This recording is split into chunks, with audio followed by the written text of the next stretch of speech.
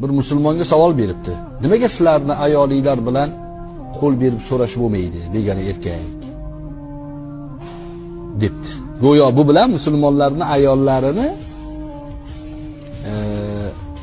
huquqlari poymol bo'lyapti degan ma'noda savol beryapti-da. Nimaga muslima qizlar, muslima ayolinglar bilan qo'l berib so'rasha olmaymiz dermish. Desa musulmon ham bir san ko'rsatib qo'yay debdi. Bu qirolicha bilan borib qo'l berib so'rasha olaysanmi debdi. Angliya qirolichasi bilan. Yo'q debdi, u bilan qo'l berib so'rash umuman mumkin emas. Protokolda yo'q u. Angliya qirolichasi bilan hamma ham borib qo'l berib so'rasha olmaydi. Bu Angliyada bitta xotin bu. Desa musulmon aytgan ekan. Bizni muslima ayollarimizni hammasi qirolicha. O'shaning uchun qo'l berib so'rasha olmaysan. Tushundingmi?